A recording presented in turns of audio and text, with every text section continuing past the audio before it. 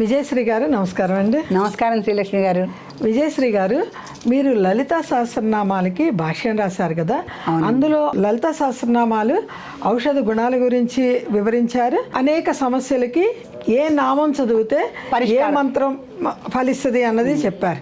అవునండి. అలా ఈ నవరాత్రుల్లో ఏ నామము చదివినా అనేక రెట్లు ఫలితం ఎక్కువ అంటారు కదండి. అవునండి. దసరా సందర్భంగా మాకు కొన్ని నామాలు, ఆ నామాల వలన కలిగే ప్రయోజనాలు మాకు అందిస్తారా? మీరు వ్రాసిన లలితా సహస్రనామాల పుస్తకాన్ని ఒకసారి చూపించండి. మన టీవీ ప్రేక్షకులందరికీ కూడా ఇదిగో లలితా సహస్రనామాల్లో సకల సమస్యలకి సరైన పరిష్కారాలని ఈ గ్రంథం రచించడం జరిగింది. దీంట్లో 1000 నామాలకి 1000 పరిష్కారాలు సూచించడం జరిగింది. దీంట్లో ఈ పుస్తకం ఆవిష్కరణ ఎవరు చేశారండి? ఈ పుస్తక ఆవిష్కరణ శృంగేరిలో శ్రీ విధుశేఖర భారతి గారి చేత నేను చేయించానండి. ఆ అదృష్టం నాకు లభించింది.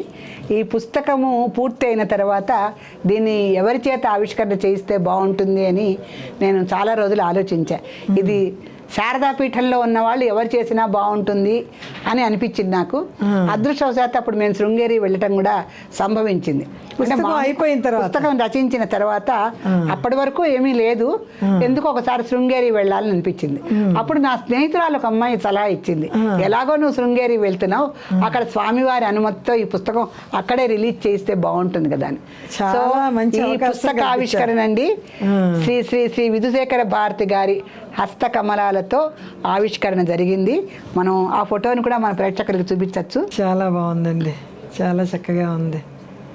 అంత మహాత్ములతో పుస్తక ఆవిష్కరణ జరిగిందంటే అందులో అన్ని యథార్థాలు సత్యాలే ఉంటాయి. వారు ఈ పుస్తకం చూసి కూడానండి చాలా సంతృప్తిగా తలాడించి బాగా రాసావమ్మా అని చెప్పి వారి ఆశీస్సులు మాకు ఇచ్చారు. సో ఆ విధంగా లలితా సహస్రనామలో ఉండేటువంటి అన్ని నామాలకి కూడా ఒక పరిష్కార మార్గం నేను చూపించగలిగాను వారి ఆశీస్సులతో. దైవజ్ఞ శిరోమణి పుత్రిక అయ్యుండి మీరు ఎందుకు చేయలేరండి? అన్నీ చేయగలుగుతారు, అన్నీ రాయగలుగుతారు. అంతా మీ అభిమానం అమ్మ శ్రీలక్ష్మి గారు, అంతా మీ అభిమానం. అంతే కదండి. దేవి ఉపాసకులు దైవజ్ఞ శిరోమణి పుత్రిక అయ్యుండి, సంస్కృత పండితురాలయ్యుండి, విధుశేఖర భారతి గారితో మీరు ఇదంతా అమ్మవారి కృపేనండి, మన చేతుల్లో ఏమీ లేదు. ఇప్పుడు నాన్నగారు సంస్కృతం 6 పిల్లల్లో నన్ను ఒక్కదాన్నే సంస్కృతం చదివించారు.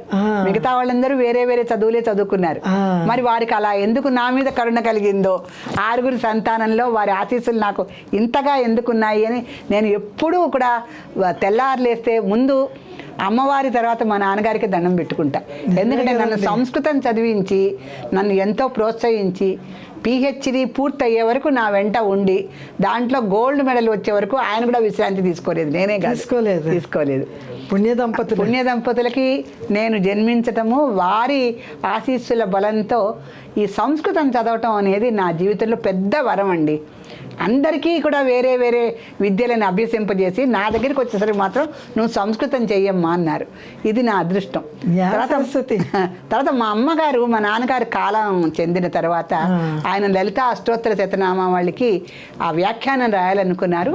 ఇంతమందిలో సంస్కృతం చదువుకున్నది నువ్వు ఒకదానివే కదా, మరి నువ్వు ఎందుకు రాయకూడదు ఆయన కోరిక ప్రకారం అని పాపం ఆవిడ నోరు తెరిచి అడిగింది నన్ను. ఆయన పోయిన భారం దుఃఖము అంతా కొంచెం తగ్గిన తర్వాత సంస్కృతం చదువుకున్నావు కదా నువ్వు ఎందుకు రాయకూడదు అంటే, నాకు ఆ పుస్తకం రాయటానికి 3 ఏళ్ళు పట్టింది. ఎందుకంటే అప్పుడు నేను ఇంకా ఉద్యోగంలో ఉన్నాను. కొంచెం ఉద్యోగం తర్వాత ఇంట్లో సమయం చూసుకొని కుటుంబాన్ని చూసుకొని రాయటానికి 3 ఏళ్ళు పట్టింది. అద్భుతమైన భాష్యం మాకు అందిస్తున్నారు కదా అష్టోత్తర శతనామావళి. మా అదృష్టం అండి, అంత చక్కటి భాష్యంతో అమ్మవారిని కళ్ళకి కట్టినట్టుగా చూపిస్తున్నారు. 108 నామాలు అంతా అమ్మవారి ఆశీస్సులండి, అంతా ఆవిడదే. మరి మాకు మానవులు అన్నీ కావాలి కదండి, ధనము ధాన్యము, అందరితో మంచితనంగా ఉండాలి, అందరితో. కొన్ని నామాలు మాకు ఇస్తే ఈ నవరాత్రుల్లో ఏ నామైనా 108 సార్లు చదివిస్తే ఫలితం అంటారు. ఈ 9 రోజుల్లో మాకేది కావాలో ఆ నామం తలుచుకుంటాం, చేసుకుంటాం, జపం చేసుకుంటాం. తప్పకుండానండి. చాలా చక్కటి ప్రశ్న అడిగారు శ్రీలక్ష్మి గారు. ఈ రోజుల్లో అందరికీ కూడా ధనం మూలం ఇదం జగత్ అని డబ్బు లేనిదే ఏది సాధించలేరు. వారికి ధనం రావటానికి ధనమే కాదు వాహన యోగం కూడా కలగటానికి వాహన యోగం కూడా, ఎందుకంటే ఇక్కడ లేచిన తర్వాత బస్సుల మీద ఆధారపడి వెళ్తే, ఆటోల మీద ఆధారపడి వెళ్తే ఆఫీస్కి సమయంలో చేరుకుంటాం అనే నమ్మకం మనకేం లేదు. మన వ్యవస్థ అలా ఉంది, ట్రాఫిక్ ప్రాబ్లమ్స్ అట్లా ఉంటాయి. మన సొంత వాహనం మనకుందనుకోండి, టైం మన చేతుల్లో ఉంటుంది. మన బండి మీద మనం ఆఫీస్కి కానీ ఎక్కడికి వెళ్ళాలన్నా టైం మన చేతికి వస్తుంది కొంతవరకు. ఈ ధనము, ఈ వాహనము కూడా లభించటానికి చక్కటి నామం ఒకటి ఉందండి అమ్మవారిది. అంటే ఆ నామం చదివితే మనకు ఆశ్చర్యంగా ఉంటుంది, ఏమిటి ఇవన్నీ లభిస్తాయా ఈ చిన్న నామంలోని? లభిస్తాయి. చూశారు కదా మీరు, అంటే నామపారాయణలో అంత అద్భుతం దాగి ఉందండి. కారు అంటే ఒక కళ అనుకున్న వాళ్ళు కారు కొనుక్కుంటాం కూడా చూసుకుని లలితా సహస్రం చదివాక అన్నీ వాళ్ళకి లభిస్తాయి. అవునండి. ఇక్కడ మనం చెప్పుకోబోయే నామం ఏంటంటే కనకాంగద కేయూర కమనీయ భుజాన్విత. ఇది నిజానికి అమ్మవారి యొక్క అలంకార వర్ణన. కనకం అంటే బంగారం, అంగదాలు, తర్వాత కనకాంగద కేయూర కమనీయ భుజాన్విత. కేయూరాలు, అంగదాలు, కేయూరాలు అంటేనండి, అంగదాలేమో ఈ పైకి పెట్టుకునేటువంటివి, ఇక్కడ పెట్టుకుంటారు. కేయూరాలు అంటే వంకీలు లాంటివి. అమ్మవారు చక్కటి అంగదాలు, కేయూరాలు అంటే కొంతవరకు ఇక్కడ వంకి పెట్టుకుని పైన కూడా కొన్ని అలంకారాలు పెట్టుకునే పాత రోజుల్లో పెట్టుకునేవాళ్ళు.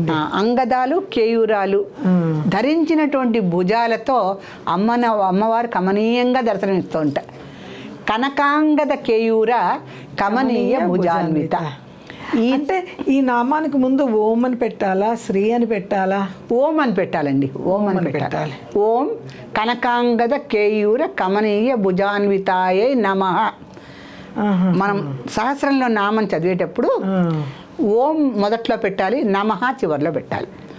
ఓం నమః. ఓం కనకాంగద కేయూర కమనీయ భుజాన్వితాయే నమః. ఈ నామం చదివితే ధన కనక వస్తు ప్రాప్తి లభిస్తుంది.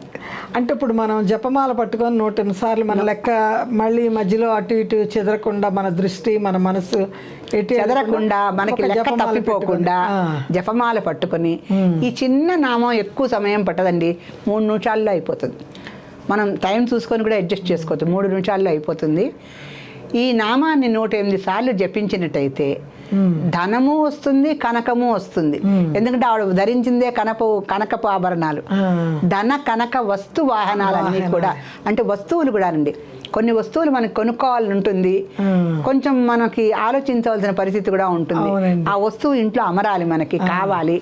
అవన్నీ కూడా కనకాంగద కేయూర కమనీయ భుజాన్వితాయే నమః అన్న చిన్న నామంతో ధన కనక వస్తు వాహనాలు 4 రకాలైనటువంటి కోరికలు మనకి తీరిపోతాయి.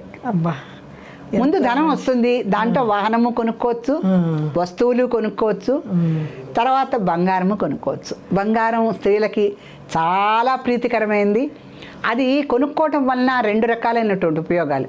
ఒకటి, శరీరానికి ఆభరణంగా అందాన్ని ఇవ్వటమే కాదండి, శరీరానికి బంగారం ఆరోగ్యాన్ని కూడా ఇస్తుంది.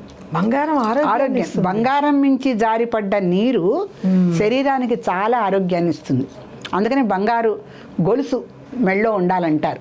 దాని మించి రోజు పడ్డ నీరు, అంటే మనం స్నానం చేసినప్పుడు ఆ నీళ్లు మన గొలుసు మించి జారి మన శరీరం అంతా ప్రవహిస్తాయి కదా, ఆ నీరు బంగారపు నీరు చాలా మంచిది. ఆ వెండి కూడా అంతే. వెండి మనం కాళ్ళకి ధరిస్తాం కదా, కాలి పట్టాలు, మెట్టెలు ఇవి ధరిస్తాం కదా. ఈ సువర్ణము, రజతము, బంగారము, వెండి కూడా స్త్రీలకు ఒంటి మీద ఉండాలని అంటాం. ఎందుకంటే వీళ్ళకి ఆరోగ్య రక్షణ చాలా ఎక్కువ, గర్భధారణ, సంతానం ఇవన్నీ ఎక్కువ ఉంటాయి కనుక ఈ బంగారపు నీరు, వెండి నీరు శరీరం ప్రతి సృష్టి ఇస్తుంది కదా. అందుకని బంగారపు నీరు, వెండి నీరు వాళ్ళ ఒంటి మీద కనుక ఎప్పుడు ప్రవహిస్తూ ఉంటాయి, అంటే ఆ నీరు జారి పట్టడం వల్ల వాళ్ళకి ఆరోగ్యాలు బాగుంటాయి. ఆ రకంగా ధన కనక వస్తు వాహన ప్రాప్తి ఈ నామం వలన సంపూర్ణంగా ప్రతి భక్తుడికి లభిస్తాయి. శ్రీమాత్రే నమః. శ్రీమాత్రే నమః.